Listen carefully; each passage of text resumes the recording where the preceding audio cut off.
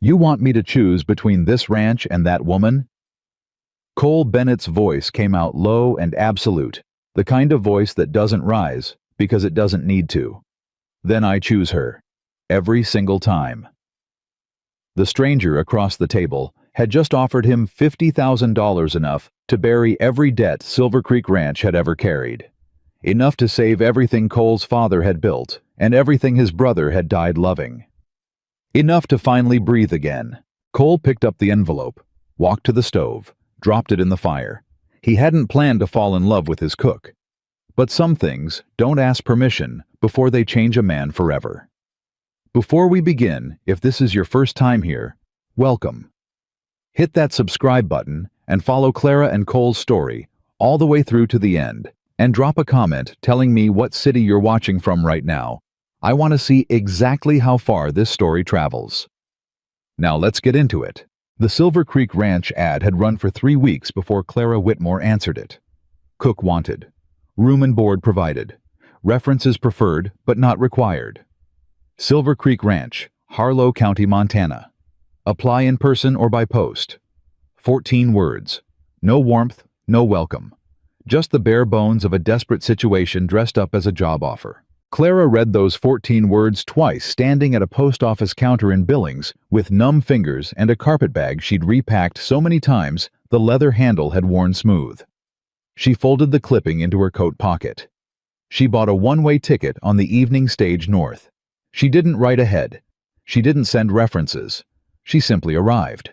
The stagecoach rolled into Harlow just after dark on a Tuesday in early December, and Clara stepped down into 4 inches of fresh snow, carrying a faded carpet bag in one hand and a cast-iron recipe box in the other, the kind of box that looked like it had survived things its owner preferred not to name. The driver tossed her second bag down from the roof without ceremony. "You sure this is your stop, ma'am?" he said, peering up the dark road toward a ranch gate barely visible in the distance. "Ain't much out that way." "I'm sure," Clara said. She picked up her bag. She started walking. Cole Bennett heard the knock at the bunkhouse door at 9:15 and figured it was one of his hands coming to quit. That was the rhythm of Silver Creek these days. Somebody knocked. Somebody left. The ranch got a little smaller, a little quieter, a little further gone. He opened the door, expecting Hector Reyes, who had been gathering nerve for 2 weeks. Instead, he found a woman he had never seen before, standing in the snow in a dark wool coat, with her chin level and her eyes direct and dry. "Mr. Bennett," she said. Not a question, not an introduction. Just a statement, like she already knew who he was and had already decided it didn't frighten her. "My name is Clara Whitmore. I've come about the cook position." Cole looked at her for a long moment. She looked back. She didn't fidget, didn't smile, didn't apologize for the hour or for showing up unannounced. She just stood there in the cold, with snowflakes settling in her hair, like she had all the patience in the world and none of the anxiety. "It's 9 o'clock at night," Cole said. "I'm aware of that," she said. "Stage only runs once a week up from Billings." "I know that too." "References." She reached into her coat and produced a folded paper. He took it without looking at it. "Can you cook for 12 men?" he said. "I can cook for 20, she said. "Though I hope your hands eat less than ranch hands I've known, or you'll need to increase your flour budget considerably." Something shifted in Cole's expression. Not a smile. Cole Bennett hadn't smiled in 2 years, and the muscles for it had gone stiff from disuse. But something moved behind his eyes, a flicker of recognition maybe. The sight of a person who was still standing. "There's a room above the kitchen," he said finally. "Small, gets cold." "I've been cold before," Clara said. He stepped back from the door. She walked in.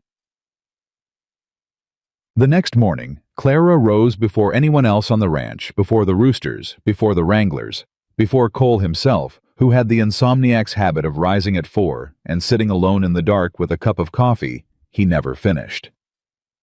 He came down to the kitchen to find it already occupied.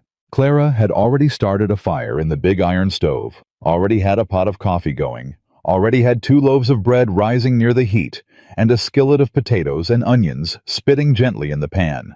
The whole kitchen smelled like something a person wanted to walk toward. Cole stopped in the doorway. Clara glanced up from the cutting board where she was working through a side of bacon with quick practice strokes. "Coffee's ready," she said. "Cups are on the shelf." Cole got his own cup. He poured his own coffee. He sat down at the end of the kitchen table and watched her work without saying a single word, and she let him watch without explaining herself or asking what he thought. And in that silence, something was established between them that neither of them had a name for yet. By the time the ranch hands came in for breakfast, stomping snow off their boots, red-faced from the cold, already half resigned to another gray morning of hard ground, and harder odds, the table was set, and the food was hot, and there was enough of it. Hector Reyes, who had in fact quit twice in his head already that week, sat down and looked at his plate and said, "Lord Almighty." "Eat before it cools," Clara said, and went back to the stove. Nobody on Silver Creek Ranch had eaten a meal like that in 2 years. Cole sat at the head of the table and watched his men eat and heard something he had genuinely forgotten: the sound of men talking to each other between bites, laughing at small things, elbowing each other for the breadbasket, making noise the way people do when they have a reason to. He thought about his brother Daniel, who used to sit at this same table and eat 3 plates of everything and tell stories that went on twice as long as they needed to and somehow never got old. He pushed the thought down. He always pushed it down. That was the only way he'd learned to keep moving. After breakfast, he found Clara already washing dishes. "That was adequate," he said. Clara turned from the sink and looked at him with an expression so flat and unimpressed that Cole actually felt something like embarrassment. "Adequate," she repeated. "Better than adequate. High praise, Mr. Bennett." "Cole," he said, and he wasn't entirely sure why he said it, because he hadn't told anyone to call him Cole in years. Clara turned back to the dishes. "Cole," she said, just once, like she was testing the weight of it. The first week passed the way all Montana winters pass relentlessly, without apology, the cold pressing in from every direction at once. But something had changed on Silver Creek. It was small things at first, the kind of things a man might miss if he wasn't paying attention. The kitchen curtains, which had been gray with dust and hanging crooked for a year, were washed and rehung straight. Cole noticed this on a Wednesday morning and had no idea how to react to it. Young Billy Strand, the 16-year-old stable boy who slept in the back room of the bunkhouse and had the nervous energy of a dog that had been kicked too many times, was seen sitting at the kitchen table on Thursday afternoon while Clara worked, moving his finger slowly across the pages of a worn spelling primer. "Is she teaching him to read?" Hector Reyes asked Cole in a low voice.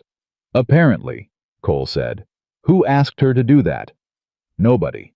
Hector looked at the kitchen window for a moment. "Huh," he said. On Friday, Clara went into the kitchen garden, which was nothing but frozen dirt and dead stalks, and began turning the soil with a spade in the middle of a cold morning. Cole watched her from the fence for a full 10 minutes before he walked over. "Ground's frozen," he said. "I know. Nothing's going to grow in December." "I know that too." "Then why?" Clara stopped, looked up at him. Her breath came out in small, visible clouds in the cold air. "Even dead ground wants another chance," she said. "You have to remind it somebody believes it's still capable." Cole had no answer for that. He walked away, but he thought about it for the rest of the day. Audience retention hook, 8 minutes. What nobody on Silver Creek knew yet was the thing Clara carried with her everywhere she went, not in the carpet bag, not in the cast iron recipe box, but folded inside a hidden seam in the lining of her coat. A name, a ledger number, a description of a crime so large it had swallowed entire towns, and the certainty that the man responsible would never stop looking for her. Not ever. The second week brought a confrontation nobody expected. Wade Coulter was Cole's oldest hand, 48 years old, wide-shouldered, with the particular arrogance of a man who had been the loudest voice in a room for so long he'd forgotten it was ever any other way. He didn't like Clara. He said so plainly, the way Wade Coulter said most things, which was without any concern for whether anyone wanted to hear it. "Women got no business running a ranch kitchen," he told Hector one morning, loud enough that the words carried easily to where Clara stood. "Especially one that nobody knows nothing about. She showed up out of nowhere with a piece of paper anybody could have written. Cole's losing his mind taking her on like this." Clara set down the bread knife she was holding. She wiped her hands on her apron. She walked to the kitchen door and opened it. "Mr. Coulter," she said. Wade turned. "You have a problem with the food," she said. Wade's jaw worked. "I got a problem with the food," Clara repeated. Quiet. Steady. "Do you have a problem with the food, yes or no?" A long pause. "No," Wade said at last.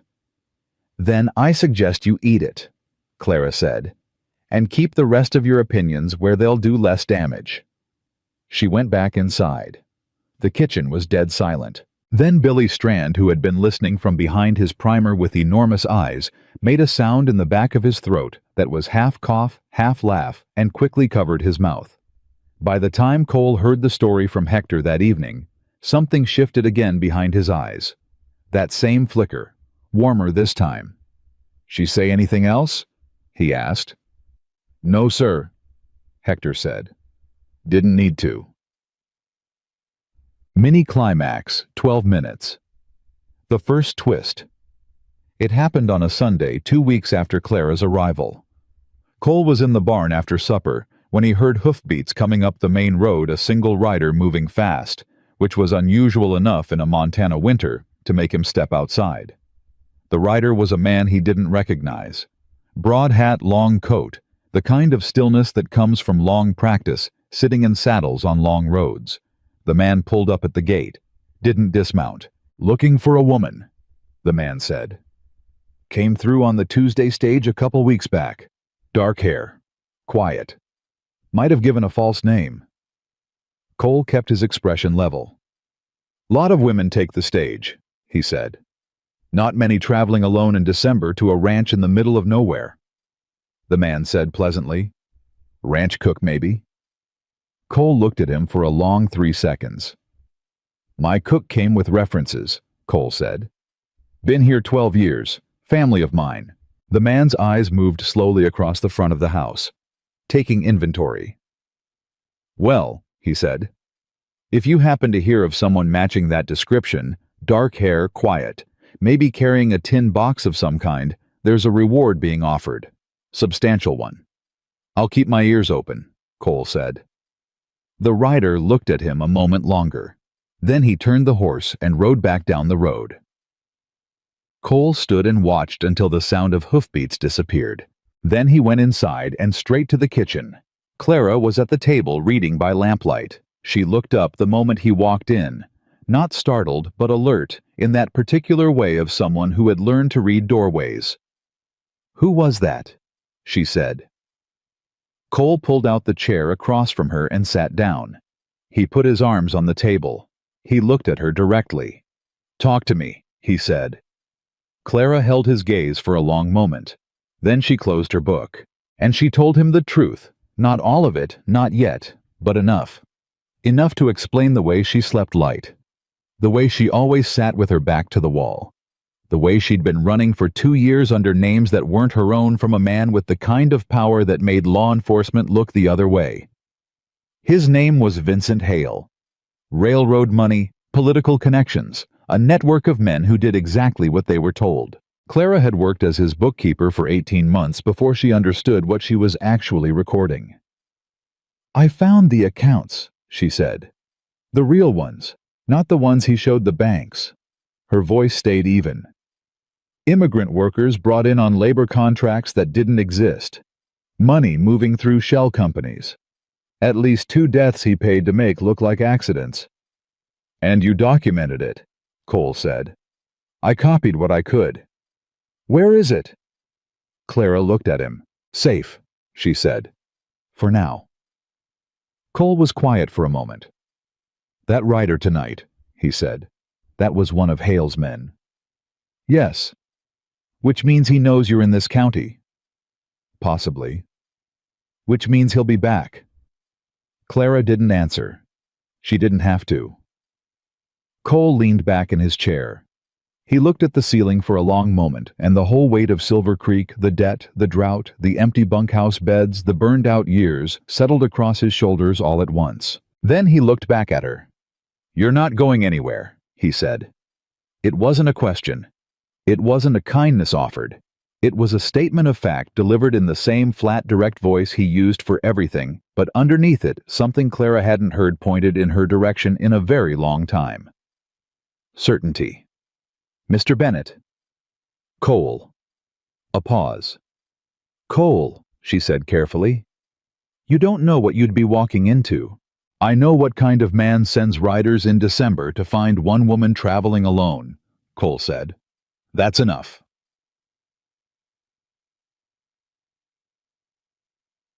Audience retention hook, 8 to 10 minutes.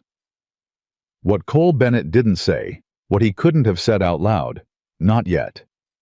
Maybe not for a long time was the thing he had understood. In the exact moment Clara closed her book and looked at him across that kitchen table. This woman had been carrying something enormous entirely alone. For 2 years, without breaking, without asking anyone for help, without once letting it show on her face in a room full of strangers. Cole had spent 2 years believing his own grief made him the loneliest person on Silver Creek Ranch. He was beginning to reconsider that.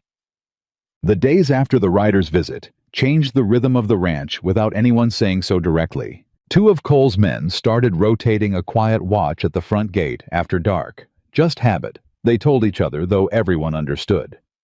Hector Reyes began sleeping with his rifle within arm's reach. Billy Strand, who noticed most things because quiet people always do, stopped asking questions, but started looking at every person who rode up the road with a wariness beyond his 16 years. And Clara cooked. She cooked through all of it, the tension, the watchful evenings, the men who came to the table earlier now and stayed later, drawn by something they couldn't name, but none of them wanted to give up. She made venison stew with dried herbs she'd brought in her recipe box. She made cornbread that came out of the oven in the shape of a skillet and smelled like something you wanted to eat, standing right there beside the stove. She made apple preserves from a jar she'd carried in her bag all the way from Billings, and she spread them on bread for Billy on a cold afternoon and didn't say anything about it, just set the plate down and kept moving. Billy ate the whole thing in 4 bites and stared at the empty plate for a moment, like he was surprised by it. "My ma used to make this," he said. "I know," Clara said, though she couldn't have known, because Billy had never told her anything about his mother. Billy looked up at her. His eyes were bright in a way that had nothing to do with age. "How?" he said. Clara looked at him. "Because people who make things this way learned it from someone who loved them," she said. "And the love stays in the recipe." Billy didn't say anything, but he picked up his primer and started working through his letters again faster than before. 3 weeks after her arrival, Cole came to the kitchen late after midnight and found Clara sitting at the table with a candle and the tin recipe box open in front of her. She wasn't looking at recipes. She was looking at a folded piece of paper. She heard him come in, and her hand moved fast, reflexive, and the paper disappeared. Cole sat down without being invited. "I'm not going to ask you for it," he said. Clara's hand stayed flat on the table. "The evidence," Cole continued. "I'm not asking. I don't need to read it. I believe you." A long pause settled between them. "Why?" Clara said. The word came out more raw than she intended. Cole thought about this honestly. "Because lying would be easier," he said. "And you don't look like someone who's been taking the easy road." Clara was quiet for a long time after that. Then she said very quietly, "He had a man killed, in Cheyenne, someone who tried to help me." Cole didn't move. "He was a postal clerk," Clara said. 53 years old. Had a wife and 2 daughters. All he did was agree to mail something for me." Her voice stayed steady. She'd told this to herself so many times the words had gone smooth from use. They found him in the river 3 days later. "I'm sorry," Cole said. "I am too." A pause. "I've been sorry for 2 years. It doesn't change anything." Cole looked at the tin box, at Clara's hands, at the candle throwing unsteady light across her face. "It changes what you do next," he said. Clara looked at him. "It means you don't stop," Cole said. "Because stopping would make it mean nothing. And that postal clerk, his wife, his daughters, they deserve it to mean something." Clara's jaw tightened. Her eyes were very still. "You sound very certain," she said. "I've been wrong about a lot of things," Cole said. "I'm not wrong about this." Major twist. 10 to 12 minutes. On a Friday morning, 4 weeks after Clara arrived, a telegram came to the ranch. Cole read it twice, standing at the front door. He walked directly to the kitchen. "Clara." She turned from the stove. She read his expression before she read the telegram. She'd always been faster at reading faces than words, which was what had kept her alive. "What is it?" she said, not a question. Cole handed her the paper. The telegram was from a man named Earl Bridges in Denver, a federal investigator Cole had written to quietly 2 weeks earlier without telling anyone. It was 4 lines long. "Do not trust local law. Hale's network extends to Harlow County Sheriff. Your ranch is being watched. Get the woman and the evidence out. Come to Denver. Come fast." Clara read it once. Then she set it down on the counter. "He got to the sheriff," she said. "Looks that way." "Which means every lawman in this county knows you're here," Cole said. "Yes." The kitchen was very quiet. "Cole," Clara said carefully, "if Hale knows where I am, and he has the sheriff—" "He'll move soon," Cole said. "Before I have time to go above the county to someone he doesn't own." Clara pressed her hand flat against the counter. "I have to leave," she said. "Tonight, if I take the evidence to Denver myself." "We," Cole said. Clara looked at him. "We take it to Denver," he said. "Cole, this isn't your fight." Cole was quiet for just a moment. "It became my fight," he said, "the night I opened that door." He said it simply, without drama.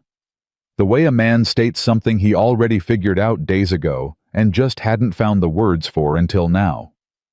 Clara looked at him for a long, still moment, and something happened in her face. Not a collapse, not relief. Nothing so easy as that. Something more complicated. Like a person who has carried a thing so long they've forgotten what their own hands feel like without it and have just been reminded. "All right," she said very quietly. "Good," Cole said. "Start packing what you need. I'll talk to Hector."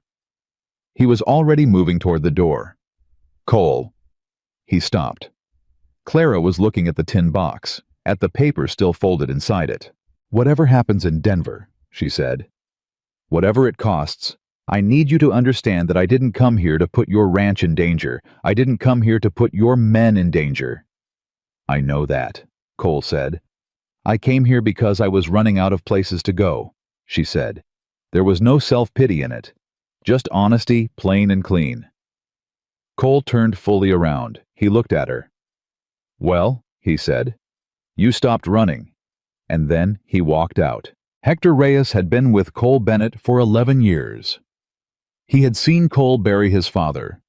He had seen Cole carry his younger brother Daniel out of a rodeo arena on a night that split Silver Creek Ranch into 2 halves the years before and everything after. He had watched Cole go quiet in the way some men go quiet permanently, sealing off room after room inside themselves until only the necessary ones remained open. Work, orders, sleep, repeat. So when Cole came to the bunkhouse that Friday morning and sat down across from Hector and laid the telegram flat on the table between them, Hector read it without speaking. Then he read it a second time. Then he set it down and looked at his boss with the measured calm of a man who had long since decided that wherever Cole Bennett went, he would follow. How bad? Hector said. Bad enough, Cole said. Hale's got the sheriff, which means we can't call for any help inside this county and trust it actually comes. How long do you think we have before someone moves on the ranch? Cole was quiet for a moment. Days. Maybe less if they think we're about to run. Hector nodded slowly. And the woman. She's not going anywhere without protection, Cole said. And the evidence she's carrying is the only thing that can bring this whole network down. We get that to Denver to federal investigators, and Hale loses everything. Hector was quiet for a long moment. Then he said something Cole didn't expect. She's a good woman, Cole. Cole didn't answer. I mean it, Hector said. 11 years I've been on this ranch and I haven't seen it feel like this since before Daniel. He paused. She did that. Without being asked. Without making a production of it. He picked up his coffee cup and set it back down. Whatever she's carrying, she earned somebody standing next to her. Cole stood up from the table. Start a rotation on the perimeter, he said. 2 men alternating dusk to dawn. Don't tell them everything. Just tell them we've had word of cattle thieves working the county. And Denver. I'm working on it, Cole said. Give me a few days. He walked back to the main house. Behind him, Hector sat for a moment longer, then put on his coat and went out to find the men. The ranch had work to do. So did everyone on it. The days that followed had a strange double quality to them, ordinary on the surface, and tightly wound underneath like a watch spring. Someone had kept turning past the point. It should have stopped. Clara cooked and cleaned and taught and planted and kept the rhythm of Silver Creek running the way she always had. The hands ate and worked and kept their watch and pretended not to notice the extra care being taken at the gate. Billy Strand carried on with his primer and had moved from single letters to full short words, a development that gave him an air of quiet dignity entirely out of proportion to his age. And Cole watched all of it. He had always been a man who watched. Daniel used to say Cole had the eyes of someone taking inventory at all times, cataloging what was solid, what was cracked, what needed tending before it gave way completely. For 2 years, what those eyes had found at Silver Creek was mostly loss. Empty beds, worn-down fences, a kitchen that smelled like nothing because nothing worth smelling was being made in it. Now his inventory kept returning the same results, and he didn't know entirely what to do with them. The curtains were clean. The table was set every night before supper. Billy was learning to read. Hector laughed at meals again. A real laugh, the kind that startled out of a man, before he can decide whether it's appropriate. Wade Coulter, who had waged a sullen 3-day campaign of pointed silences after his confrontation with Clara, had been seen on Tuesday afternoon, standing in the kitchen doorway, asking if there was more coffee in a tone that contained just barely something resembling politeness. And every one of these things Cole noticed traced back to one woman who moved through his ranch like she had always belonged in it. He didn't let himself think too hard about that. He had practiced not thinking too hard about things. It was on a Wednesday, 6 days after the telegram, that the second rider came. This one was different from the first. He didn't ask questions at the gate. He rode straight up the main road to the front of the house and dismounted before anyone could intercept him. And by the time Cole came outside, the man was already standing on the porch with his hat in his hands and an expression of professional pleasantness that didn't reach his eyes. Mr. Bennett, the man said. My name is Richard Cale. I represent certain business interests operating in the Montana and Wyoming territories. I wonder if I might have a few minutes of your time. Cole looked at him. About what? A matter of some financial significance to you, Cale said. I understand Silver Creek Ranch has been carrying considerable debt. I'd like to discuss a solution to that problem. Cole opened the door, gestured inside. Cale sat across from Cole at the kitchen table. The same table where Clara sat with her recipe box, where Billy worked through his primer, where the whole texture of Silver Creek Ranch had been quietly remade over the past weeks. He set a leather satchel on the table. He opened it with the careful movements of a man who understood the weight of what he was about to place on another person's conscience. The envelope was thick. Anyone could tell from the shape of it, from the way Cale slid it across the table with 2 fingers, that what was inside it represented more money than Cole Bennett had seen in one place in a long time. $50,000, Cale said. Cole didn't touch the envelope. That's enough to retire your debt entirely, Cale said. Enough to rebuild restock and keep Silver Creek running for the next 10 years without depending on favorable weather or cattle prices. Enough to give your men steady wages and your ranch a real future. He paused. All you'd need to do is provide us with the location of a woman currently believed to be on your property. The kitchen was absolutely silent. Cole looked at the envelope. He looked at Cale's hands, soft and clean above the wrists, the way men's hands are when they've never worked with them. He thought about Silver Creek's debt, the number he woke up with every morning before his eyes were fully open. He thought about the burned fences and the low water table and the bunkhouse beds that kept emptying.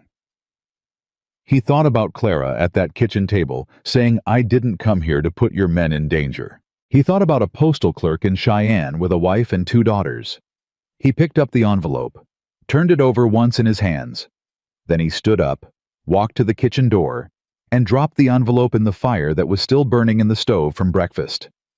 Cale was on his feet instantly. "Mr. Bennett." "Get off my land," Cole said. "You don't understand what you're refusing. The man I work for is not." "I understand exactly what I'm refusing," Cole said. He turned and looked at Cale directly. "And I understand what kind of man makes offers like this, and what happens to the people foolish enough to accept them." He moved toward the door and held it open. "Leave now, or I'll have my men carry you out." Cale looked at him for a long, hard moment. Then he put his hat back on. He picked up his empty satchel. He walked out. Cole stood in the doorway and watched him ride back down the road until the sound of hoofbeats was gone.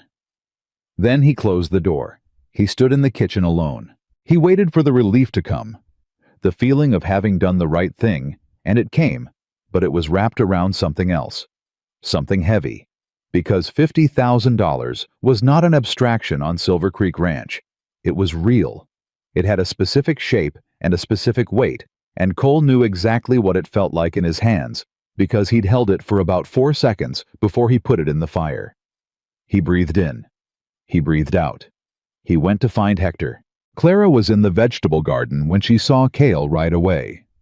She had been watching from the corner of the house since she heard the horse come up the road, because 2 years of running had given her the reflexes of a woman who knew the shape of danger before it introduced itself.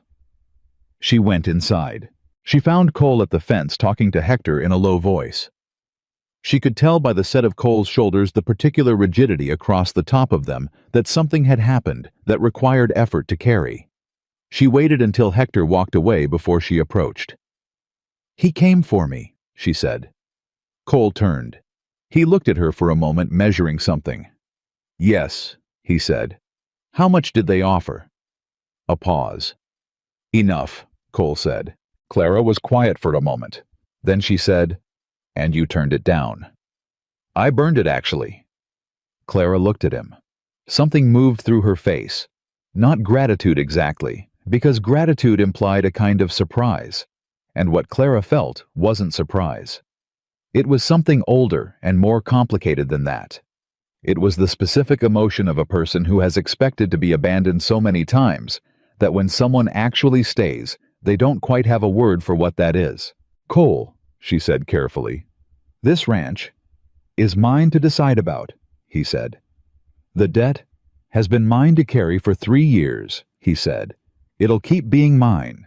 He looked at her steadily. "I'm not interested in discussing it." Clara held his gaze. "All right," she said. "All right," he said. They stood there for a moment in the cold, 2 people who had each learned self-sufficiency as a survival strategy, standing closer to each other than either of them was entirely comfortable with, and neither of them moving away. Then Clara said quietly, "Thank you."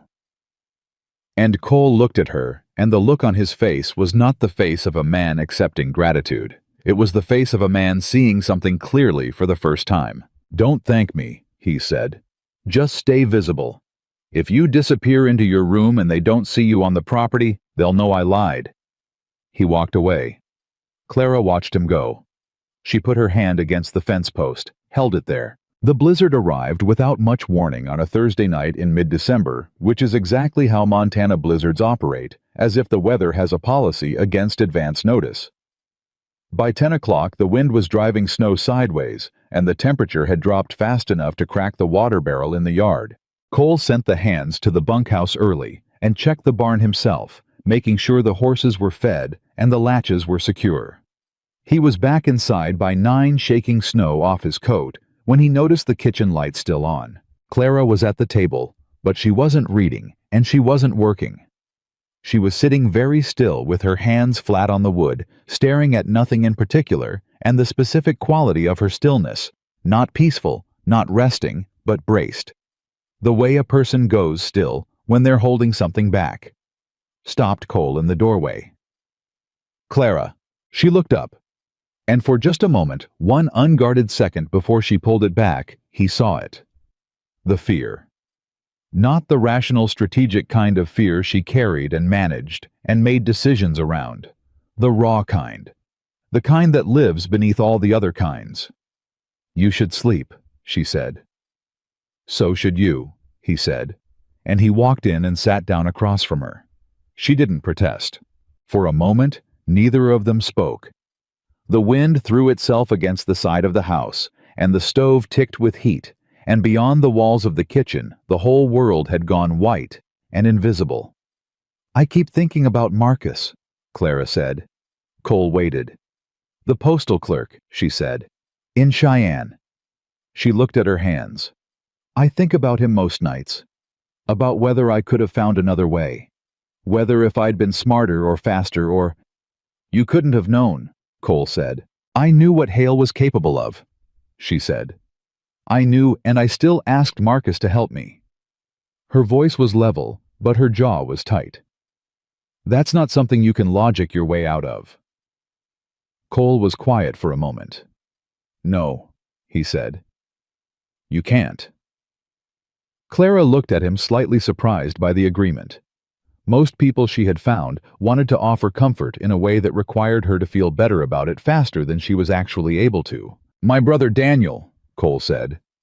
He stopped. Started again. "He was 26. He'd been roping since he was 8 years old. Best I'd ever seen." He looked at the table. "The rodeo that night, I knew the horse he drew was too much. I'd seen that animal before, and I told Daniel. I told him flat out that horse was dangerous and he should scratch." "He didn't," Clara said. "He said he knew what he was doing," Cole said. "And he did know. That was the truth of it. He wasn't reckless or stupid. He was skilled and experienced, and he made his own choice." A pause. "He was dead in 4 minutes." The blizzard pressed against the window. "I spent a year being angry at myself for not making him scratch," Cole said. "Running through every version of how it could have gone differently. What I could have said. What I could have done." He looked up at Clara. "You know what I learned?" "What?" she said. "That carrying guilt for someone else's death," Cole said, "is the most natural thing in the world. And the most useless." He paused. "Marcus made a choice. He helped you because he decided it was worth helping. That was his. You don't get to take it away from him by making his death entirely your fault." Clara was very still. "He had daughters," she said barely above a whisper. "As I know," Cole said. "And they'll know their father stood for something. Because of you." He held her gaze. "That's not nothing." Clara looked at him for a long moment. Then she looked away toward the window, toward the white dark outside. "I haven't talked to anyone about Marcus," she said. "In 2 years. Not once." "I know," Cole said again. "How do you know?" "Because it's been living on your face since you got here," he said. "And a weight that heavy gets heavier the longer it doesn't have any air." The kitchen was very quiet, except for the storm. Clara exhaled long and slow, the breath of someone setting down a bag they've been carrying so long, they forgot it wasn't just part of their body. "Daniel," she said. "Was he funny?" Cole blinked. The question caught him sideways. "Yeah," he said after a moment. Yeah, he was. Told the same 3 stories on rotation, and laughed at them like they were new every time. He shook his head. Drove me out of my mind. That sounds nice, Clara said. It was, Cole said. It really was. They sat there for a while longer, not awkwardly, not romantically, just with the companionable quiet of 2 people who had, without planning it, handed each other something fragile and found the other person capable of holding it. Eventually, Clara stood. I should sleep, she said. Yeah, Cole said. She carried her lamp to the kitchen doorway. She paused there. Cole, she said. He looked up. Whatever this is, Clara said carefully, whatever we're walking into, I want you to know that I don't take what you've done lightly. She met his eyes. Not the 50,000, not tonight, not any of it. Cole looked at her in the lamplight. I know you don't, he said. She nodded once. She went upstairs. Cole sat for a moment longer in the dark kitchen listening to the storm, listening to the creak of the floorboards above him as Clara moved through her small room, listening to Silver Creek Ranch breathe around him the way it had started doing again lately after 2 years of holding its breath. He thought about Daniel. He thought about the way grief worked, not the way it lifted, because it didn't lift, but the way it slowly changed shape from something that pinned you to something you could carry beside you while you moved. He thought about Clara's hands flat on the table. He thought about how when she had said thank you at the fence, something had shifted in the air between them that he couldn't have defined if someone had paid him to. He didn't let himself think about what that meant. He was getting better at that, at not letting himself think about things. Though lately, he was also getting worse at it. Outside, the blizzard intensified. The ranch sat tight against the dark. And somewhere 2 counties over, a man named Vincent Hale was reading a report from Richard Cale that said the Bennett rancher had refused the offer and burned the money. Hale read the report twice.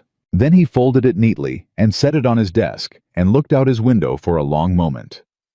Fine, he said to no one in particular, in the particular voice of a man who has spent 20 years getting everything he wanted and has never once accepted a refusal as a final answer. He picked up his pen. He began writing instructions of a different kind, the kind that didn't involve envelopes. By the time the blizzard broke the next morning and silver light came through the kitchen windows, and Clara had coffee on, and biscuits in the oven, and Billy Strand was at the table, sounding out a 6-letter word with his tongue stuck slightly between his teeth, none of them on Silver Creek Ranch knew what was already moving toward them. But Cole, standing at the window with his coffee watching the road, the way he'd been watching it more and more these past weeks, felt something he hadn't felt in years. A cold, specific certainty in the base of his stomach that had nothing to do with weather. It was coming. He just didn't know yet what shape it would take when it arrived. The first sign came on a Monday. Hector found the fence line on the eastern pasture cut clean through, not broken by weather or pushed by cattle, but cut with wire snips in 3 separate places, each gap wide enough for a man on horseback to ride through without slowing down.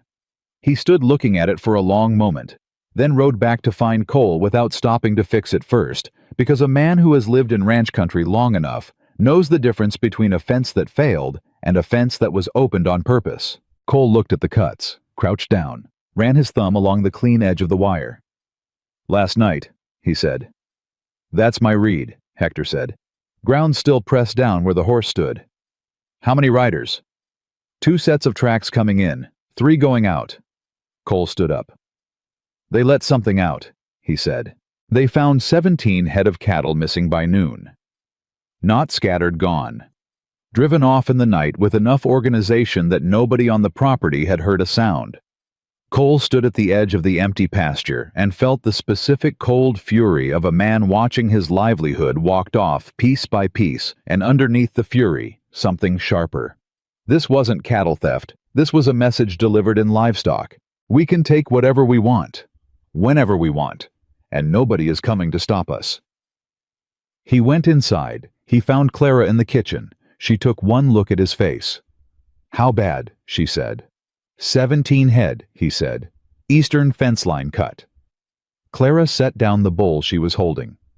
"They're not going to stop with cattle," she said. "No," Cole said, "they're not." "Then we need to move faster on Denver." "I wrote to Bridges again this morning," Cole said. "Asked him what we need to bring and what route is safest. And while we wait for his answer—" Cole looked at her. "We stay ready," he said. "And we don't give them a reason to move sooner than they're planning." Clara nodded once. Then she picked up her bowl and went back to work, because that was what Clara Whitmore did. She kept her hands moving, kept the routine running, kept the kitchen warm, and the table set, and the ordinary visible to anyone watching, because ordinary was the one thing that bought time. Cole watched her for a moment. Then he went to load the rifle he kept above the kitchen door. The second sign came Wednesday. Billy Strand was coming back from the well before dawn when he saw the silhouette of a rider on the ridge above the north pasture, just sitting there, not moving, watching the ranch the way a hawk watches a field before it drops. Billy put down the water bucket and went straight to Cole's room and knocked on the door until Cole opened it. "Rider on the north ridge," Billy said. His voice was steady, which impressed Cole more than he showed. "Been there at least 10 minutes, not moving." Cole dressed in under a minute. He came out carrying the rifle. By the time they got outside, the ridge was empty. But Cole stood and looked at that ridge for a long time, because the fact that the rider had disappeared the moment someone noticed wasn't reassuring. It was the opposite. It meant they were patient. It meant they were watching for patterns, who was awake when who checked which part of the property, how many men moved at what hours. They were mapping the ranch before they hit it the way a military operation maps a position before the assault. Cole came back inside. He woke Hector.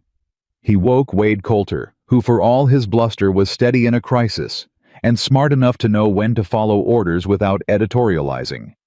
He sat them both down and told them what was coming. Not, maybe not, possibly, but coming, and he watched their faces and was satisfied with what he saw. Neither man flinched. "What do you need from us?" Hector said. "Split the night into 3 watches," Cole said. 2 men on at all times, rotating every 3 hours. Nobody goes anywhere alone after dark. The barn gets a lock on the inside and someone checks the horses at midnight and at 3. "And the woman," Wade said.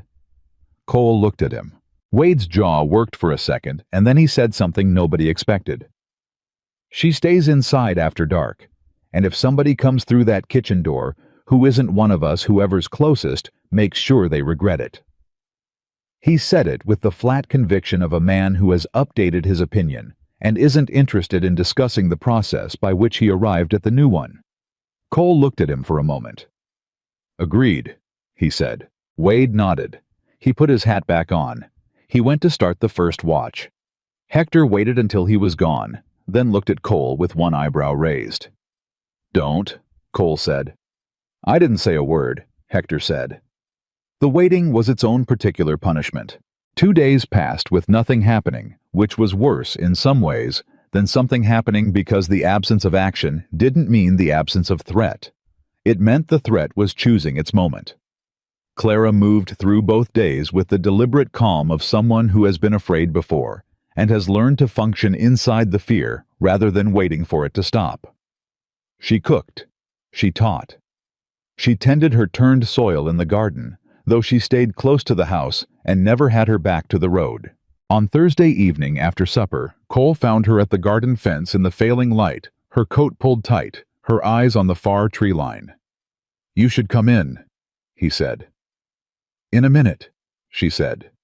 He stood beside her. Neither of them spoke for a while.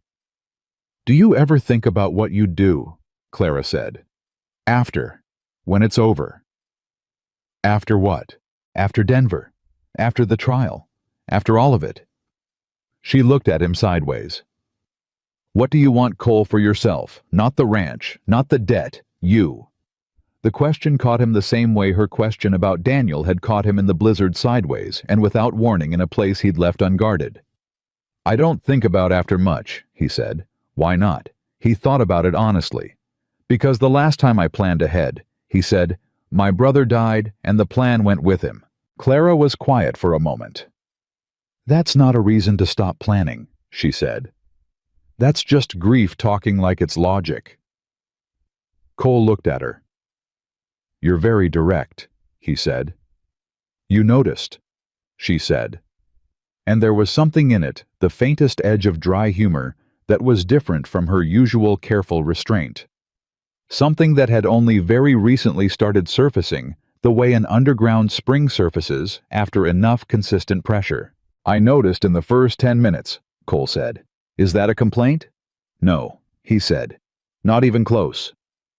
They stood together at the garden fence while the sky went dark above Silver Creek, and for those few minutes, the ranch was just a ranch, and two people standing in the last of the evening light, and it was almost possible to forget what was gathering in the dark outside the property line. Almost. The attack came on Friday night. It came at 2 in the morning, which is the hour chosen by people who do this kind of work, because 2 in the morning is the deepest point of the night, the hour when the body's natural rhythms hit their lowest, when alertness requires the most effort, when the instinct to believe everything is fine is strongest. Hector was on watch at the north gate. Wade was at the east fence. Cole was in the house, not sleeping. He hadn't slept properly in 4 days, sitting at the kitchen table, with the rifle across his knees, listening to the ranch, the way you listen to a body for the sound of wrong breathing. He smelled it before he heard it. Smoke. Not wood smoke. Not chimney smoke. The particular heavy smell of hay and timber catching together, a smell every rancher in Montana knows in the part of their brain that never fully sleeps. He was on his feet and through the door in 3 seconds. The barn was already burning. Cole ran. He hit the barn door and had it open before his mind had finished processing what he was seeing. The fire had started at the far end in the hay storage, and it was moving fast, the way fire moves through dry winter hay, with a speed that feels almost personally aggressive. He got 3 horses out before the smoke drove him back, and he would have gone back in again, except that gunfire opened up from the east tree line. Not one shot, not a warning. A sustained, coordinated volley that swept across the front of the ranch yard and sent Cole flat against the ground, and told him with absolute clarity that this was not a raid, not a robbery, not a scare tactic. This was an attempt to end it. "Cole?" Hector's voice came from the direction of the north gate, tight and controlled. "We've got riders. 4, maybe 5, coming up the west road." Cole rolled to the fence post. "Hold the gate!" he shouted back. "Don't let them reach the house!" He got up in a low run and made it to the bunkhouse, where the remaining hands were already coming out armed and awake, because men who work cattle in Montana sleep with one ear open as a matter of professional habit. "East and west," Cole ordered. "Hector's at the north gate, support him. Don't bunch up and don't let them flank the house." The hands split without argument. They had worked with Cole Bennett long enough to know that when his voice went to that particular flat register, you moved first and asked questions later. Cole turned back toward the house. Billy Strand was not in the bunkhouse. The realization hit Cole 2 seconds after he'd already started running toward the front porch, because Billy slept light, and Billy always went to the kitchen first when something woke him, because the kitchen was where Clara was, and Billy Strand had appointed himself Clara's nearest thing to a little brother without ever putting the decision into words. Cole hit the porch steps at a run. The front door was open. Inside, Clara was not in the kitchen. She was at the base of the stairs, and she had her arm around Billy, who was on the floor with his back against the wall and his left shoulder dark with blood. He'd been hit, caught by a shot coming through the front window, when he'd looked out to see what was happening, the way a 16-year-old with more bravery than self-preservation instinct will absolutely do in a crisis. Clara had her hand pressed hard against his shoulder. She was talking to him in a low, steady voice. Not panicked, not desperate, fully focused, her voice like a rope thrown to a drowning person. "Breathe," she was saying. "Look at me, Billy. Right here. You're going to be fine. Stay with me." Cole crossed the room in 4 steps. He took one look at Billy's shoulder, the position of the wound, the amount of blood, and felt something release in his chest that had been locked tight. "Through and through," he said. "It didn't stay in." "I know," Clara said, not looking up. I need something to pack it with. Clean cloth as much as you have. Cole was already moving. He came back with an armful of kitchen linen, and Clara took it without breaking her rhythm.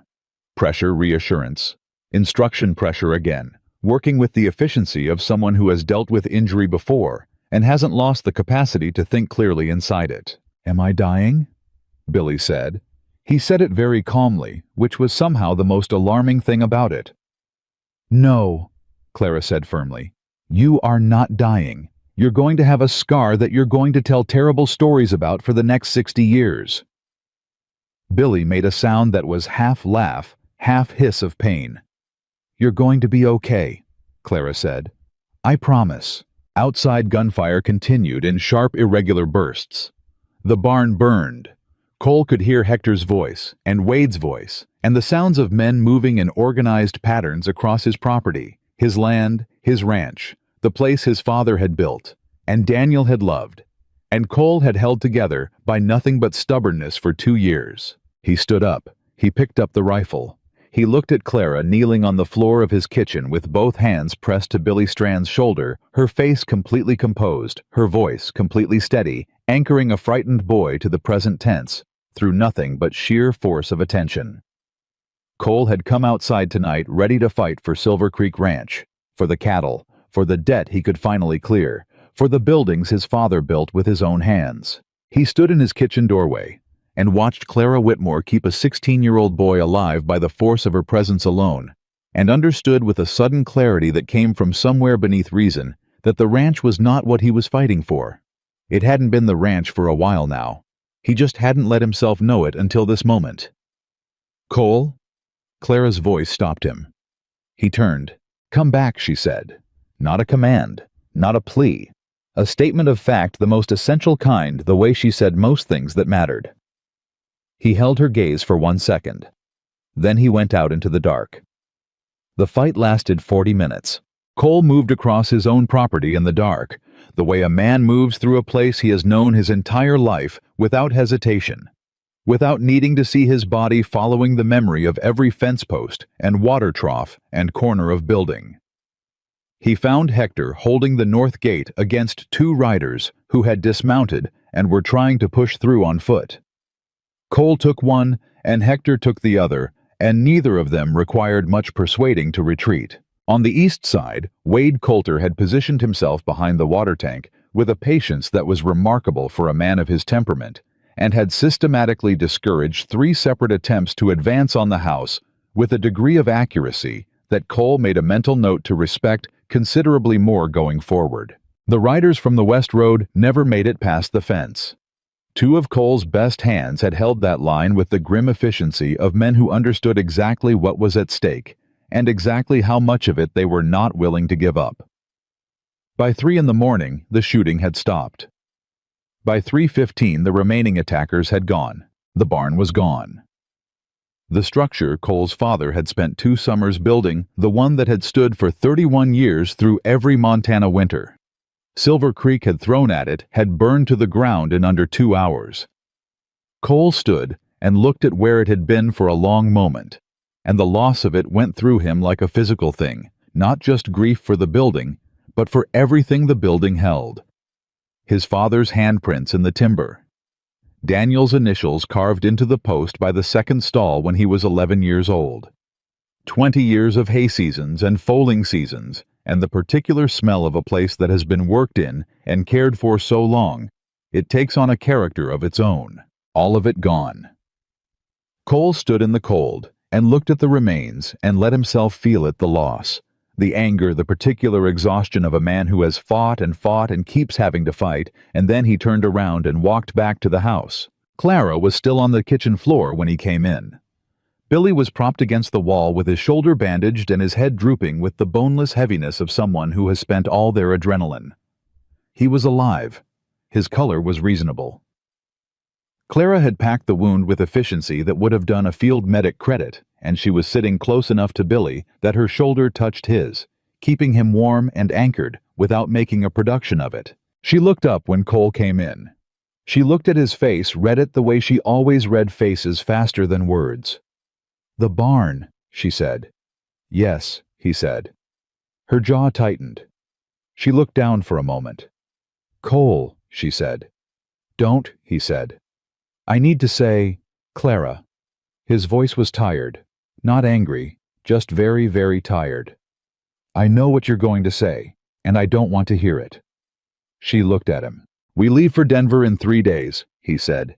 Bridges confirmed the route this morning before any of this started. I'm going to take you and the evidence to federal investigators, and we are going to end this. That's what's happening next. He looked at her steadily. Can we agree on that? Clara held his gaze for a long moment. Yes, she said. Good.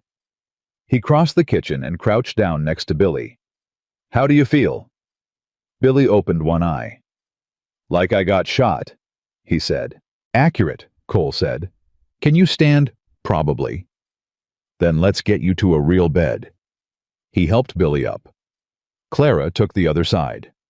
They walked him to the bunkhouse together, and the whole way Billy kept his eyes open and his feet moving with the specific determination of a young person who refuses to be carried if they can possibly walk.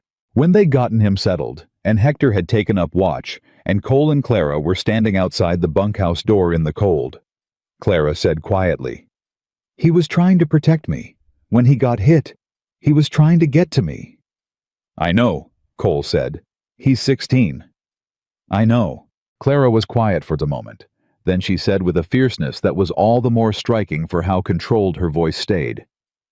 I want Vincent Hale in a federal courtroom. I want him to stand up in front of people and have every single thing he did said out loud in public with his name attached to it. Cole looked at her. Then that's what we're going to make happen, he said. She nodded once, hard and certain. Above the ranch, the sky had begun to lighten, almost imperceptibly at its eastern edge, that first gray promise of morning that arrives before the color does. Silver Creek sat in it, battered and smoke-smelling, one major structure, reduced to ash and embers. But standing. Still standing. Cole looked at the gray sky. He looked at his ranch. He breathed in the cold air that smelled of smoke and snow, and the particular mineral smell of Montana winter. He made a decision, not the kind made in a dramatic moment, not the kind requiring announcement, the quiet kind, the kind a man makes when he understands without ceremony what he is actually willing to lose and what he is not. The ranch could burn. He was not losing her. They left before sunrise 2 days ahead of Cole's original plan. The decision came at midnight when Hector came to the house with word that a rider had been spotted on the south road the same direction as the Harlow County Sheriff's Office, moving slow and watching the property with the deliberate patience of someone paid to report what they saw rather than act on it themselves. Cole listened. He didn't waste time on debate. We go tomorrow, he told Clara. 3 o'clock in the morning, before anyone watching this road expects movement. Clara was already at the table with the tin recipe box open. She was transferring the folded documents, the copied ledger pages, the names, the account numbers, the transaction records she had memorized and written in her own hand in the margins, into an oilskin packet she had prepared days ago against exactly this possibility. Her hands were steady and quick and entirely without hesitation. The South Road or the East Pass, she said. East Pass to Grover, then the main line from Grover to Denver, Cole said. Longer, but the South Road is watched. The East Pass is hard going in winter, but nobody expects it. How long? 3 days, maybe 4 if the pass is drifted. Clara nodded. She folded the oilskin packet and tucked it into the inside of her coat and buttoned every button from the bottom up, methodical and certain. And Cole watched her do it and understood that this woman had spent 2 years learning to carry the most important thing she owned, somewhere no one could reach it without going through her first. I'll be ready at 3, she said. Cole went to find Hector. He left Silver Creek that night in Hector's hands, and there was nobody in the world he would have trusted with it more because Hector Reyes had kept this ranch breathing during every crisis. Cole had been too deep in grief to manage properly, and he had done it without being asked and without expecting recognition.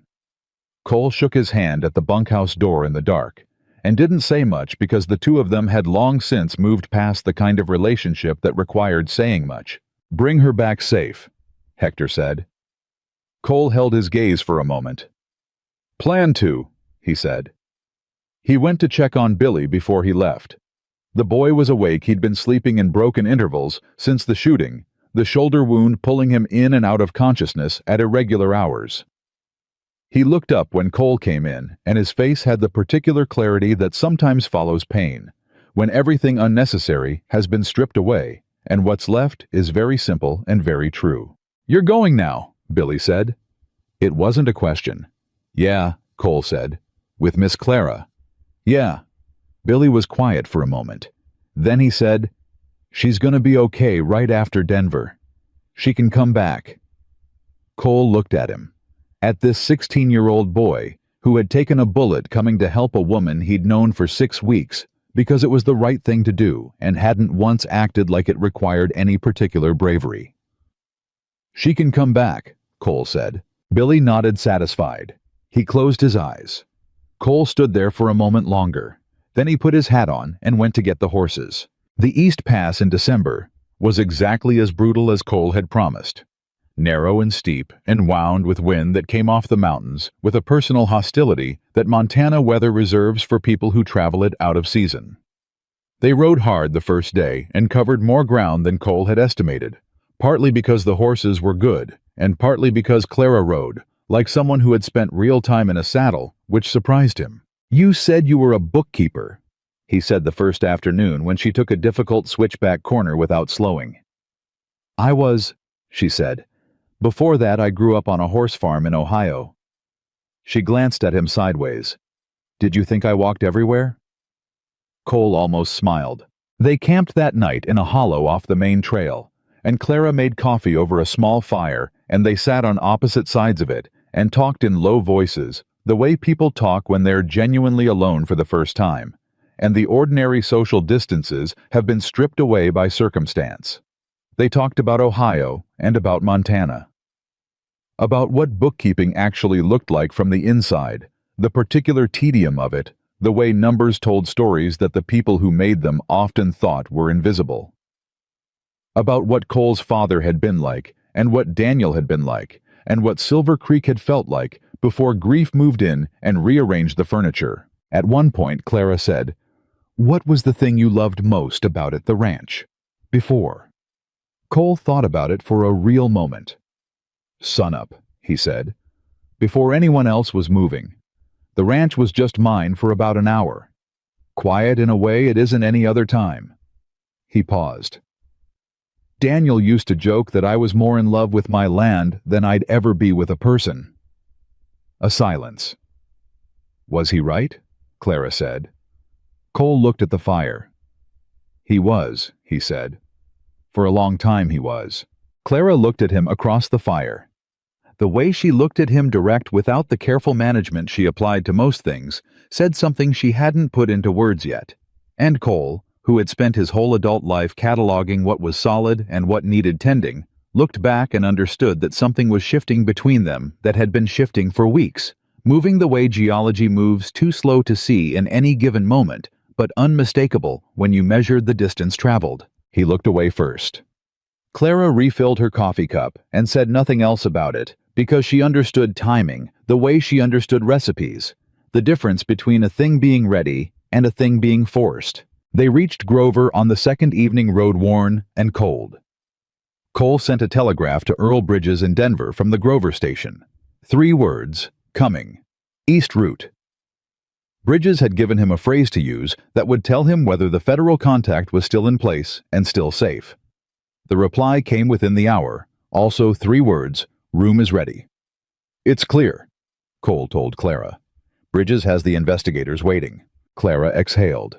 It was the first time since leaving Silver Creek that he heard something in her breath that wasn't pure controlled steadiness. How long since you've been somewhere genuinely safe? Cole said. He said it quietly without making it into anything larger than a question. Clara thought about it. 2 years, she said.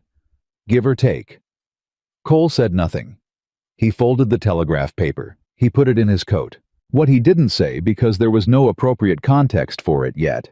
No frame that wouldn't make it something it wasn't ready to be.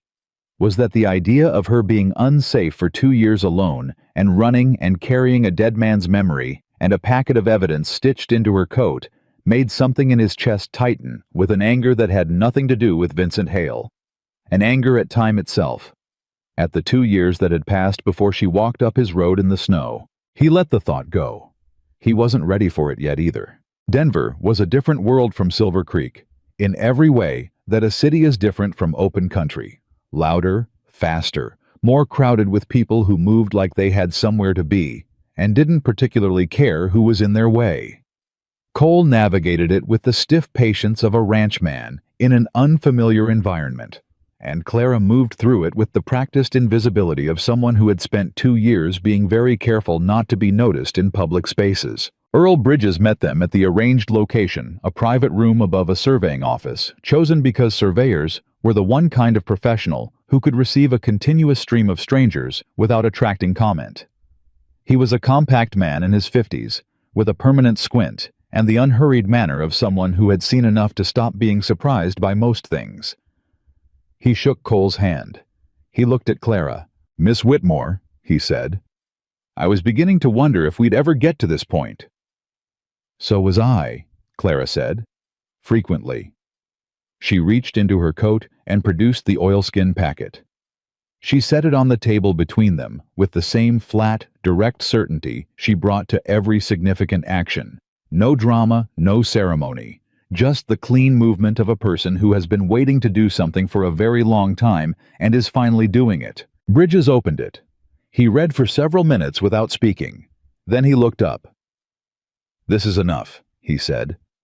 "If these accounts are accurate—" "They're accurate," Clara said. "If they're accurate, this names 4 federal bank officials, 2 sitting senators, and at least 6 railroad company officers across 3 territories." He set the papers down. "This is larger than we thought." "I know what it is," Clara said. "I spent 18 months recording it." Bridges looked at her for a moment with the particular expression of a man reassessing his prior assumptions. "We'll need you to give a full statement," he said. "Everything you witnessed directly, everything you copied and when. Chain of custody for every document." "I know," Clara said. "I'm ready." "It could take weeks. There may be a trial." "I know that too. Hale will try to discredit you. His lawyers will go after your employment history, your character, your reasons for—" "Mr. Bridges," Clara said quietly, but with a precision that stopped him mid-sentence.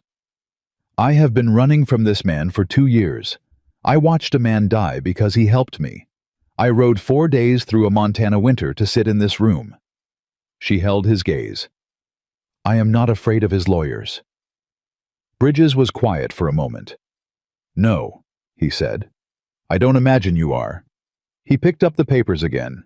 He began making notes. Cole sat in the corner of the room and watched Clara give her statement for the next 3 hours, and it was the most sustained act of courage he had ever witnessed from a seated position.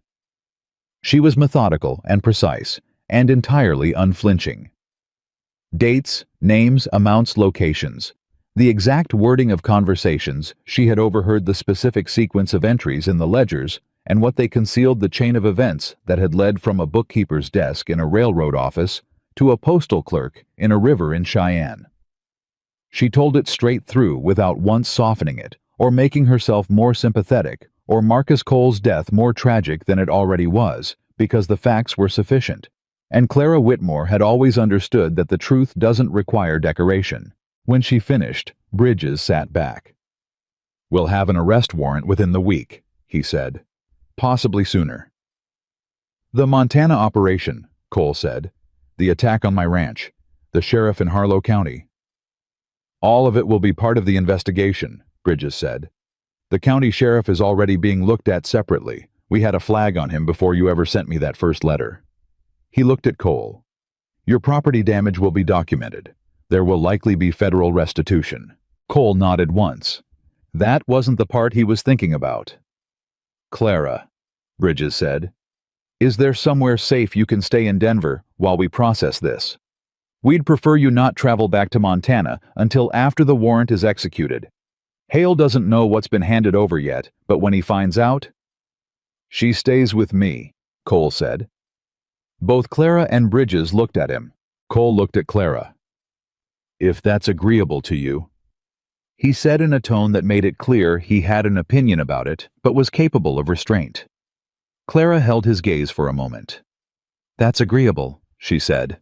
They stayed in Denver for 9 days. The warrant for Vincent Hale's arrest was executed on the 6th day. Cole heard about it from Bridges over a terse morning telegram that read, "Target secured.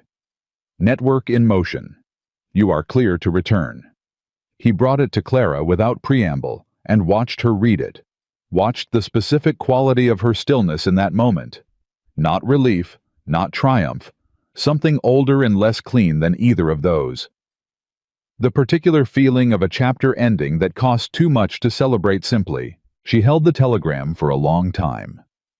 "Marcus," she said softly. Not to Cole, just to the air, to whoever might be listening on the other side of 2 years of carrying. Cole didn't say anything. He simply sat down across from her and stayed there, which was the most useful thing he could think to do. After a while, Clara folded the telegram. She set it on the table. She looked at Cole with eyes that were very bright but dry. "Let's go home," she said. The word home moved through Cole like something physical. He picked up his hat. "Let's go," he said. The ride back to Silver Creek was different from the ride to Denver in ways that were hard to name precisely, but impossible to miss. The urgency was gone, not the alertness, not the care, but the particular pressure of running toward something before it closed. The horses moved at an easier pace. Conversation came in longer stretches, with more room in it for silence that wasn't tense. Clara laughed twice, once at something Cole said about the East Pass, once at herself for mispronouncing the name of a creek they crossed. Both times the laugh surprised her slightly, the way a sound does when a room has been quiet so long the acoustics have changed. Cole kept that laugh in his chest, like a coal. They came over the last ridge above Silver Creek on a late afternoon 4 days after leaving Denver, and Cole pulled his horse up at the top without meaning to. Below them, the ranch sat in the flat amber light of a winter afternoon smoke from the kitchen chimney horses moving in the north pasture. The skeleton outline of the new barn frame, already up where the old one had stood, a geometric precision of fresh timber rising from the ash. He hadn't known the hands had started rebuilding. He hadn't asked them to. He sat and looked at it for a long moment, and the thing that moved through him was something he hadn't felt in 2 years. Not pride exactly, and not peace exactly, but something made of both of those things, and something else underneath them that he didn't have a clean word for. "They didn't wait," Clara said. "No," Cole said, "they didn't." "That's what happens," Clara said quietly, "when a place feels worth saving." Cole looked at her. She was looking at the ranch below with an expression he recognized because he'd seen it on his own face years ago before grief rearranged everything. The specific expression of a person seeing somewhere they belong. They rode down. Hector met them at the gate with the particular dignity of a man who has been holding a ranch together through a crisis and knows it and isn't going to say so. "Everything intact," Cole said. "More or less," Hector said.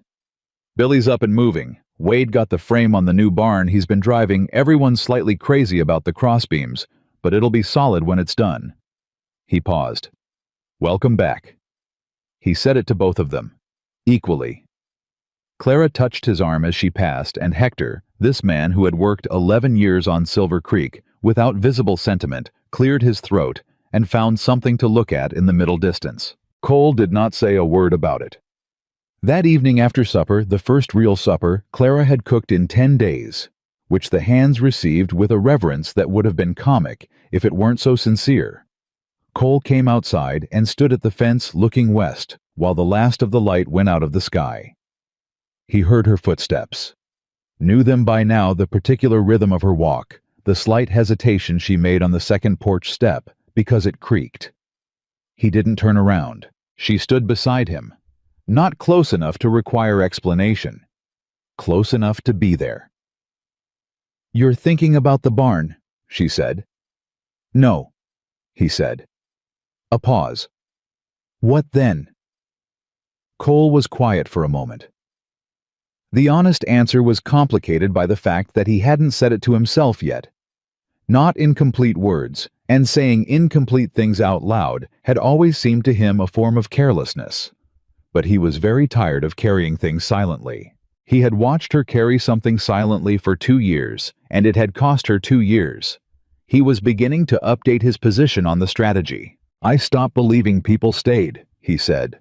He said it to the horizon, not looking at her, just putting the words into the air between them where they could exist without requiring an immediate response. After Daniel, after the hands started leaving, I stopped waiting for it staying because it felt like something that happened to other people, luckier ones. He heard Clara very still beside him. "And then you hired a cook," she said. "And then I hired a cook," he said, "who walked up my road in a snowstorm carrying a tin box and looked at me like I didn't scare her one bit." "You didn't," Clara said. "I know," he said. That was part of it. A long quiet between them. The sky was deep blue now, the first stars appearing. "Cole," Clara said. "Yeah." She turned to face him. He felt her move and turned too, and they were closer than he'd registered, or maybe the dark had collapsed the distance between them. It didn't matter which. Her hand came up, slowly, with full deliberate intention, the way Clara Whitmore did everything that mattered, not hesitant, not impulsive, but certain. She placed her palm against the side of his face, and Cole went completely still. The way a man goes still when something he has been braced against, not having, suddenly arrives, and he hasn't got the defensive architecture ready because he genuinely didn't believe it was coming. And Clara kissed him. Not sudden, not staged. Just warm, genuinely warm, the kind of warmth that comes from a person who has been cold for a long time and knows exactly what they're moving toward. Certain, unhurried, real. Cole stood for exactly 1 second in the surprise of it. Then he kissed her back. And what came apart in him in that moment was not dramatic. There was no sound to it, no visible collapse, nothing that anyone watching would have been able to point to. Just the slow internal giving way of something that had been locked for 2 years. Something that had told him every day since Daniel died that caring about people was the fastest way to lose them, and therefore the thing to be avoided at all costs. It came apart, and underneath it was everything he'd been keeping at bay. Not grief, not this time, but the opposite of grief. The alive feeling. The feeling of a man standing in the present tense, with both feet, instead of keeping one foot always in the past, braced against another loss. When they separated, neither of them spoke for a moment. The stars were out fully now. The kitchen light burned warm in the house behind them. Somewhere in the bunkhouse, someone was laughing, Hector probably at something Wade had said. "I've been wanting to do that," Clara said, "for longer than I'm going to admit out loud." Something moved in Cole's face that was unmistakably, undeniably a smile. "How long?" he said. "The night of the blizzard," she said. "When you said carrying guilt for someone else's death was the most natural thing in the world and the most useless." She looked at him steadily. "Nobody had ever said anything like that to me before. Nobody had ever just said the true thing without making it about themselves." "I'm not good at much," Cole said, "but I'm reasonably good at the true thing." "I noticed," Clara said. "In the first 10 minutes. Cole looked at her, really looked at her the way he'd been careful not to let himself do too directly for the past 6 weeks, because looking at someone that directly requires a willingness to be seen looking, and he hadn't been ready for that. He was ready now. "You can stay," he said, "if you want to, at Silver Creek, after all of this." He paused. I'm not making you a condition of anything. The job is yours regardless. The room is yours regardless." "Cole," Clara said, "I just want you to know you don't have to keep running," he said. "Not from here. Not from me." Clara looked at him for a long, still moment. "I know," she said. And the way she said it, simply without qualification, was the clearest thing he had ever heard. The kitchen door opened behind them, and Billy Strand appeared on the porch, his arm in a sling, his hair sticking up in approximately 4 directions. "Miss Clara," he said, "Hector says are there any biscuits left from supper because Wade ate most of them, and there's going to be a situation." Clara turned. "There are biscuits," she said, "on the shelf under the cloth." "Thank you," Billy said with enormous sincerity, and disappeared back inside. Cole stood in the dark and looked at his ranch, the new timber frame of the barn, against the night sky, the kitchen light burning, the sound of his men inside, laughing about biscuits, and felt something he had spent 2 years convinced was gone permanently. He felt like he was home. Not the home that had existed before Daniel died. Not the ranch as it had been, but the ranch as it was becoming rebuilt, still standing warm with the presence of people who had chosen to stay. And beside him, with her shoulder resting against his arm and her face tipped up toward the Montana stars, the woman who had walked up his road in the snow and reminded a dead place that it still knew how to breathe. Neither of them went inside for a long time. The telegram from Earl Bridges arrived on a Tuesday morning in March, 3 months after Denver, and it came while Clara was teaching Billy how to balance the ranch's weekly supply ledger at the kitchen table. Billy had graduated from the spelling primer in January. He had moved through basic arithmetic in February with a speed that surprised everyone except Clara, who had recognized from the beginning that Billy Strand had the kind of mind that moved fast and quiet, like water finding the lowest and most efficient path. By March, he was sitting with the actual ranch accounts, and Clara was explaining the difference between an operating expense and a capital investment, with the same patience she brought to everything, and Billy was nodding with his tongue between his teeth and his pencil moving. Cole came in from the yard with the telegram in his hand. Clara looked up. She read his face. "Bridges," she said. "Yes," Cole said. He handed it to her. Clara took it. She read it once standing up from the table, her free hand flat against the wood. Then she sat back down slowly, the way a person sits when their legs have made a decision slightly ahead of their conscious mind. The telegram said 6 words that mattered and several that didn't. The 6 that mattered were Hale arrested this morning. Full indictment. Billy looked between the two of them. "Is that the man who—" "Yes," Clara said. "Is he going to prison?" Clara set the telegram on the table. She pressed her palm flat over it, the way you press a hand over a wound when the bleeding finally slows. "Yes," she said. "He is." Billy looked at the telegram. Then he looked at Clara with the directness of someone who has not yet learned to soften the things he notices. "You're not celebrating," he said. Clara was quiet for a moment. "No," she said. "I'm not." "Why not?"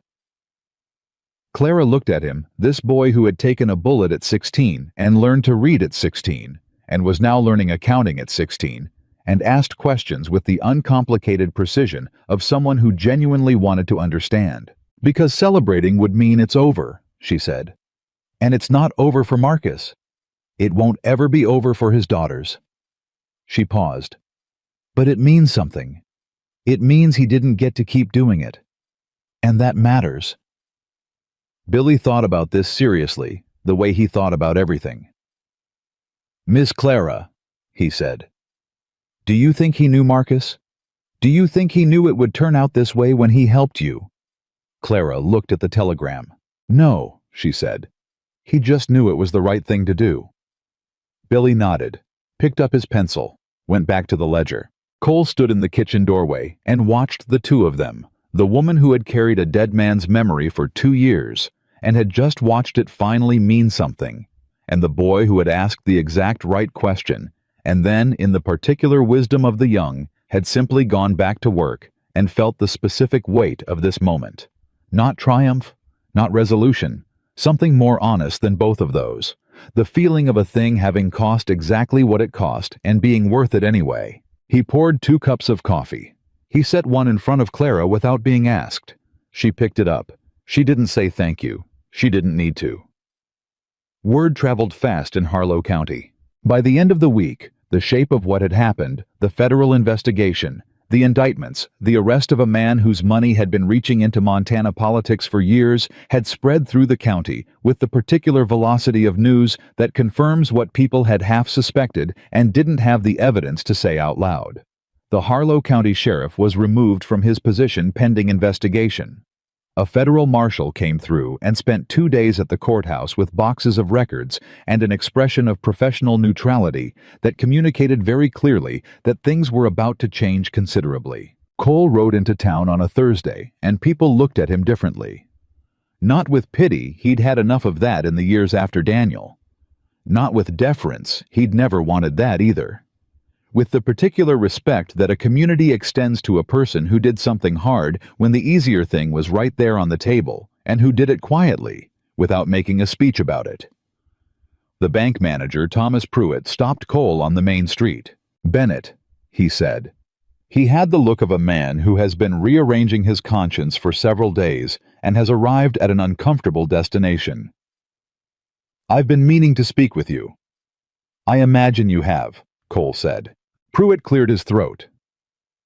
"The terms on your ranch loan," he said. "The interest rate applied, the additional penalties assessed over the past 2 years. There are indications that those figures were manipulated at the direction of certain parties who are now under federal investigation." Cole waited. "What I'm saying," Pruitt said with the pained precision of a man who has written and rewritten this sentence several times, "is that what Silver Creek Ranch actually owes when the corrupted figures are removed is considerably less than the amount on record. The federal investigator has flagged it. There will be an adjustment." Cole looked at him for a long moment. "How considerable?" he said. Pruitt told him. Cole stood on the main street of Harlow in the March cold and felt something release in his chest that had been locked there for 3 years. A pressure so constant he had stopped recognizing it as something separate from the ordinary weight of breathing. He rode home. He found Clara in this kitchen garden, the one she had turned in frozen December ground, because she said even dead ground wanted another chance. The first green things were up, barely, thin and tentative, and extraordinarily alive. He told her about Pruitt, about the adjusted figures, about what it meant for Silver Creek going forward. Clara listened with her hands still in the soil. When he finished, she sat back on her heels and looked at the green shoots coming up through the cold earth. "Your father built this ranch," she said. "Yes," Cole said. "And Daniel grew up on it." "Yes." "And you held it for 3 years against everything," she said. "Alone." She looked up at him. It was always going to survive. It just needed someone to hold it long enough. Cole crouched down beside her, close enough that their shoulders nearly touched. "You helped?" he said. "I made stew," she said. "Clara." She looked at him sideways. There was something in her face, the faintest version of that smile she kept mostly in reserve, the one that appeared when something landed somewhere real.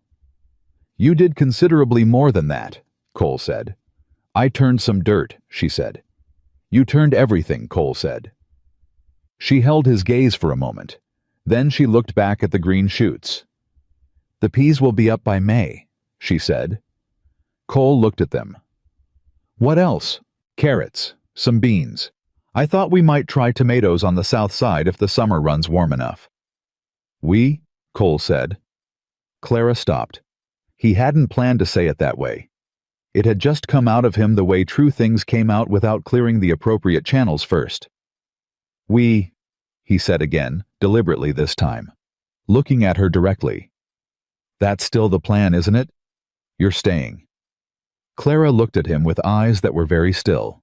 "I'm staying," she said. "Cole, I told you." "I know what you told me," he said. I want to make sure we're saying the same thing, the same version of staying." A pause. Clara tilted her head slightly. "What version are you saying?" she said. "The permanent one," he said. The garden was very quiet.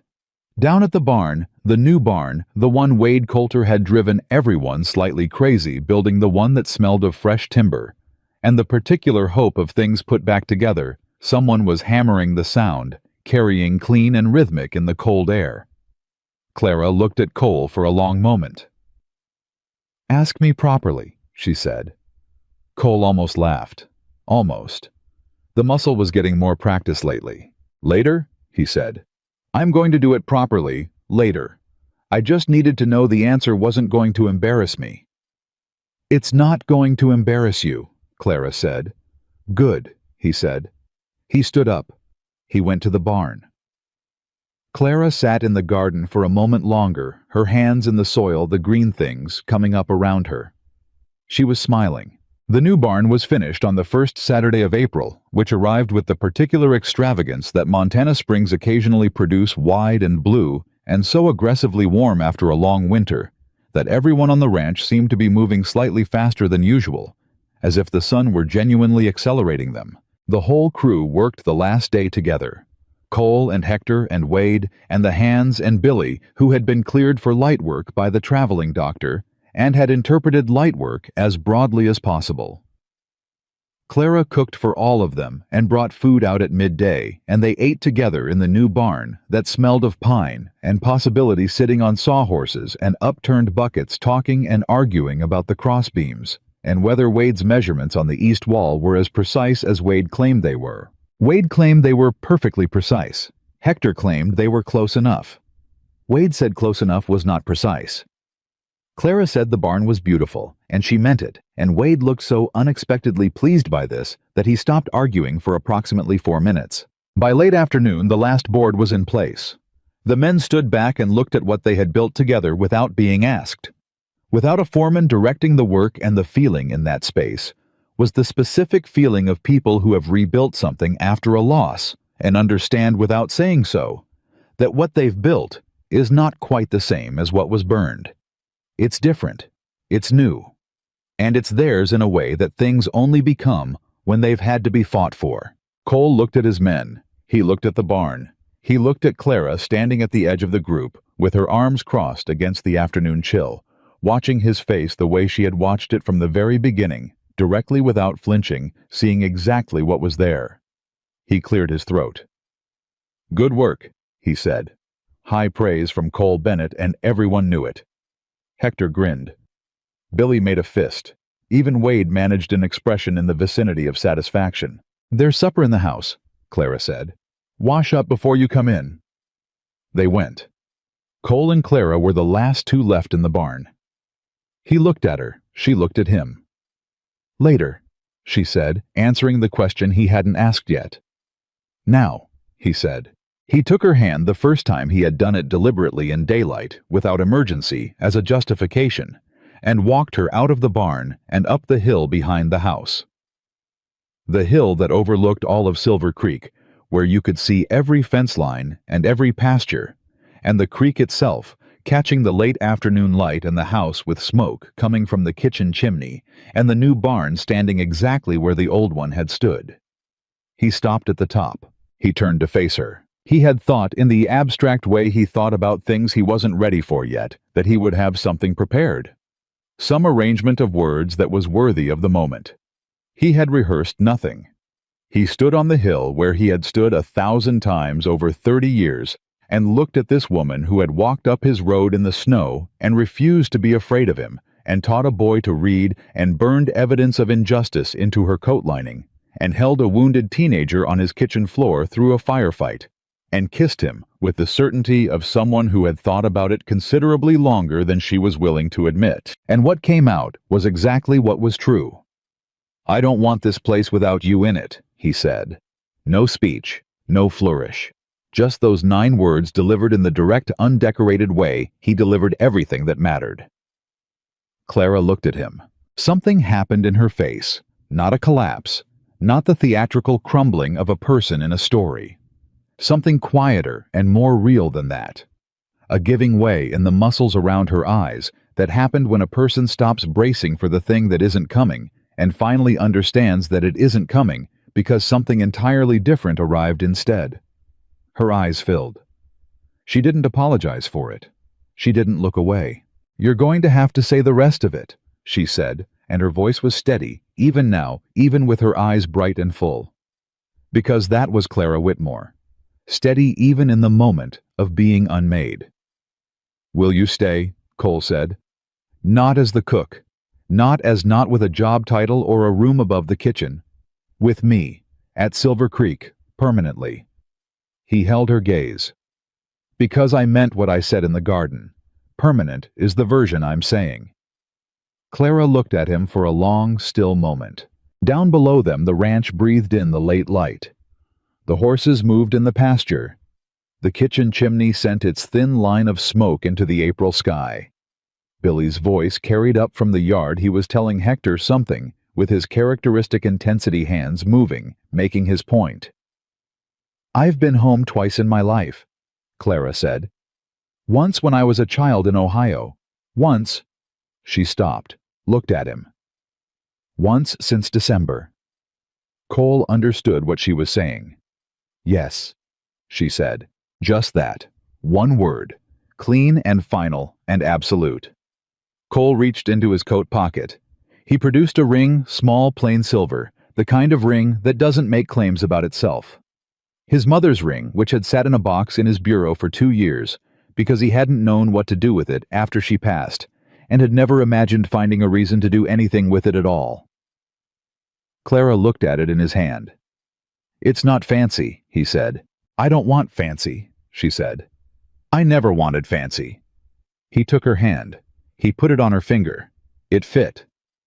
Clara looked at it for a moment. Then she looked up at him, and what was in her face now was not the careful, managed composure of a woman who had learned to keep herself from needing too much. It was something open, something that had put down every defensive thing it had been carrying for 2 years and was standing without armor in the afternoon light. "I used to think," she said quietly, "that home was a place. Somewhere you belonged by birth or by choice. A piece of ground with your name on it." She looked at the ring. "I was running so long I forgot that wasn't right." "What is it?" Cole said. Clara looked up at him. "It's the first person who made me feel safe enough to stop," she said. Cole looked at her for a moment. This woman who had walked into his collapsing, grief-silenced, debt-pressed ranch and refused to leave it the way she'd found it. Who had turned frozen ground and taught a boy, and cooked enough food for 20, and carried a dead man's justice stitched into her coat for 2 years without once letting it break her stride. He put his arms around her. She pressed her face against his chest and stood there on the hill above Silver Creek while the ranch moved and breathed and lived below them, and for the first time in a very long time, neither of them was carrying anything alone. The months that followed had the quality of something being built right slowly, with attention, without shortcuts. The trial of Vincent Hale and 14 co-defendants ran for 6 weeks in a federal courthouse in Denver. Clara gave testimony for 3 days. She sat in that witness chair with her hands flat on the rail and her voice even and her eyes direct, and she told the truth about every single thing she had seen and recorded and carried. And Vincent Hale sat 20 feet away and tried to look like a man being falsely accused, and could not quite manage it because the documents Clara had preserved were exact, and the accounts she had memorized were precise, and there was no version of those numbers that could be made to say something other than what they said. Hale was convicted on 11 counts. The sentencing hearing was still pending when the news reached Silver Creek, in a telegram from Bridges, that Cole read aloud at the supper table. Nobody cheered. Nobody celebrated loudly. Hector poured whiskey into 5 glasses and passed them around, and they drank in the particular quiet of people who have been through something large together and understand that the end of it is not a party. It's a settling. A weight coming down from a height it had no right to occupy for as long as it did. Billy held his glass with his good arm and looked at Clara across the table. "Is it over?" he said. Clara looked at him. At this boy who had grown considerably in the months since a bullet had passed through his shoulder and left him standing. Who handled the ranch accounts now with a competence that had made Cole quietly triple what he was paying him. Who had taken to wearing his hair combed on Sundays, which no one mentioned, though everyone noticed. "Yes," she said. "It's over." Billy nodded. He drank his whiskey with the gravity of someone who understood he had earned it. On the morning the last nail went into the new barn's final interior fitting, a Saturday in June, the Montana summer running long and warm and extravagant, Cole took Clara to the hill. He did it early before anyone else was moving in the particular quality of light that belonged to that hour. The hour he had always called his own. The hour Daniel used to joke he was more in love with than any person. They stood side by side at the top of the hill and looked at Silver Creek together. The barn stood where the old one had stood, different and solid and new. The garden below the house was fully up now. The peas had been, as Clara predicted, ready in May, and the tomatoes on the south wall were more successful than either of them had expected, a fact that pleased Clara with a quiet proprietary satisfaction. The hands were beginning to stir in the bunkhouse. The horses were moving in the east pasture. Smoke was starting from the kitchen chimney because Billy, who had taken to rising early since recovering from his wound, had gone down and started the stove, the way Clara had showed him, because that was what you did at Silver Creek Ranch when you were part of it. You kept the fire going. You showed up before you were asked. You stayed. Cole looked at his ranch, the ranch his father built, and Daniel loved, and he had held through grief and debt and attack and the long winter of believing nothing good was going to come again. And then he looked at the woman standing beside him, with his mother's ring on her finger and the Montana morning in her face, and what he felt was not complicated. It was the simplest thing he had felt in years. "Ready," he said. Clara looked at him. That look, direct, unguarded, certain. "I've been ready," she said, "since I walked up your road." They walked back down together toward the kitchen, toward the smoke, toward the sound of Silver Creek Ranch, waking up into another day of being exactly what it had always been capable of being, alive and warm and full of people who had chosen to stay. And the lonely cowboy, who had once told himself he'd stopped believing in staying, and the quiet cook who had spent 2 years learning that survival was not the same as living, began the life they had both believed for too long. In too many cold and separate rooms was something that only happened to other people. It happened to them. On a Montana morning on a hill above the ranch they had saved together, with the whole long, beautiful rest of it still ahead, and that every single hard and real and costly piece of it was exactly enough.